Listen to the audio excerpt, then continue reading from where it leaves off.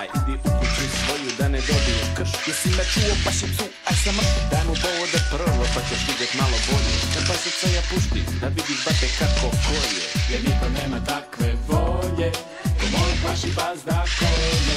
Kada pušti na široko polje. On kolje od glave redom pa na dolje. Moja džukela je džukela prava. Da vidiš bate koka mu je ogromna glava.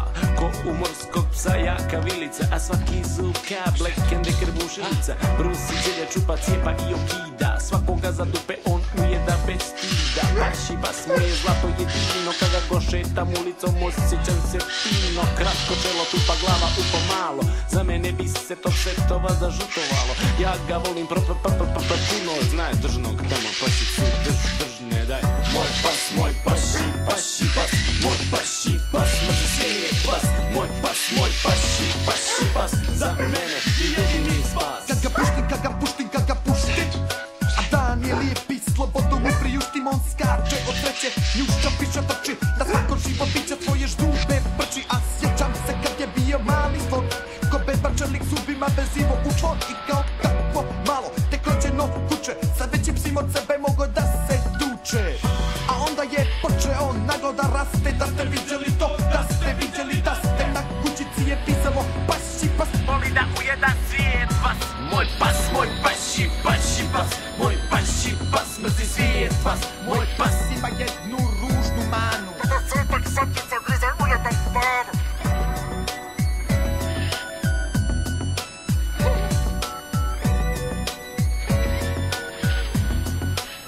Jedan dan njega samog napadoše 3-4 pitbulla. Lave, žežanje i rika se daleko čula. A on na opšte zaprapaštenje svi u nas pobjedu izvuko moj bijesni paši pas. Poslije toga je džukela svaka morala da zna da se moraju se bojati od moga pašica.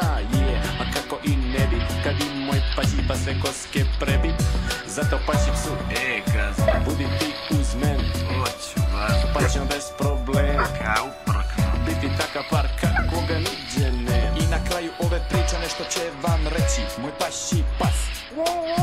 Ja sam paši pas koji strašno voli da ujeda.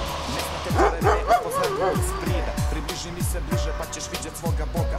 Ja ću te na niže, od glave pa do noga. I nemoj mi nikad prići s leđa. Jer ja sam paši pas i to me strašno vrijeđa.